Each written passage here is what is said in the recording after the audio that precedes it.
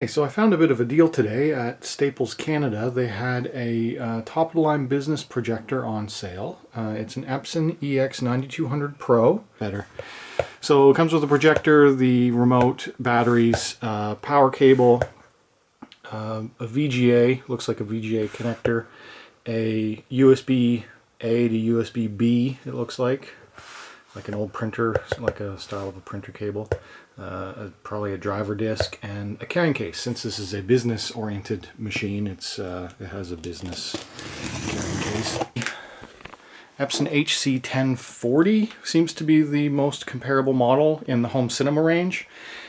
Now, to me, the difference between the business projector and a home cinema projector is just marketing, and the color of the case and some of the accessories. NEC VT660, and it's also a business-oriented projector, and I've been using it with a ceiling mount in a fixed location since 2008, and it's been working for me great. I have no issues with it. I'm just looking for, more crispiness in the resolution. So it looks like we have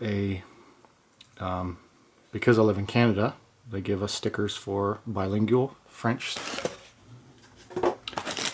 manuals and stuff that we'll go through later, I guess. These are the ports that it has. It has 2 HDMI, 1 VGA, some really old composite, 2 USB. So here's the remote. Looks like a fairly basic remote control. So it looks like you have a left click, pointer, right click. Power cable, standard.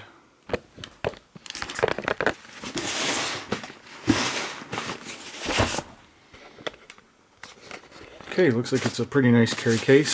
Epson Velcro with some, tells you where to put your lens.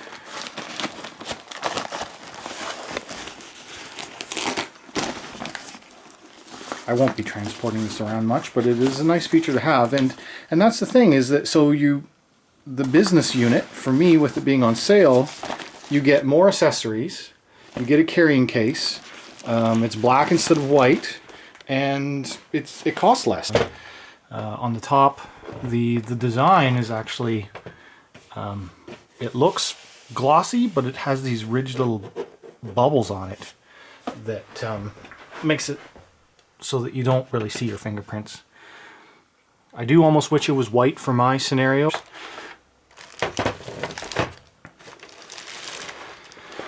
And here's the lens system.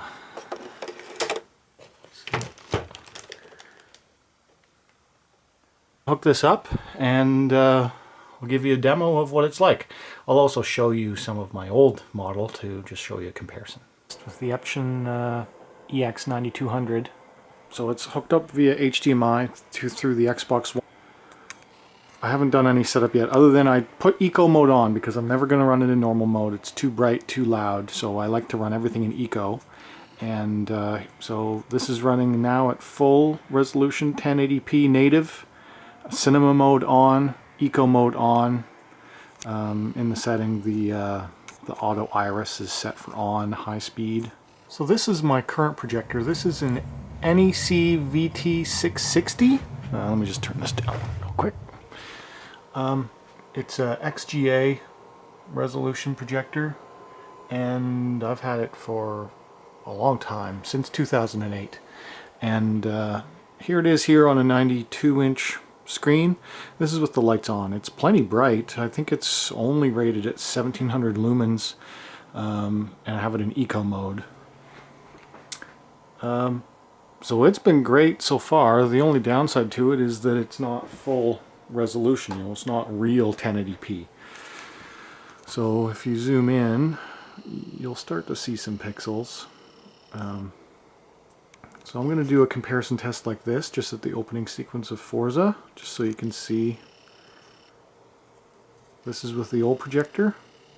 Here's an example of the text. So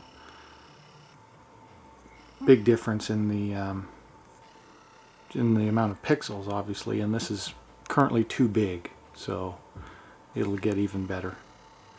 So far seems pretty impressive, and I like it so far. The settings and stuff, I'll just show you some of the settings. Where's menu? So let me just zoom in and I'll show you some of the settings. So it's currently on cinema mode, auto iris high speed. I'm not really going to get into all this stuff, but there is a it came in presentation mode by default, but that's too washed out. sRGB looks good, but then you lose auto iris. I'm not sure. I'm going to do some tests and see if I like auto iris or not. sRGB seems perfectly good. I mean, cinema gives you a bit darker blacks, it seems, crushes the or it improves the contrast. So when you're in color mode cinema, you have an iris control. You have, it's on like auto keystone, all that stuff. There's a whole bunch of settings in here. It does have the Wi-Fi built in. I currently have it on eco mode, and yeah, so we're all ready for mounting it to the ceiling. One thing I did notice was that it was producing a bit more noise than I would have liked. This is currently eco mode.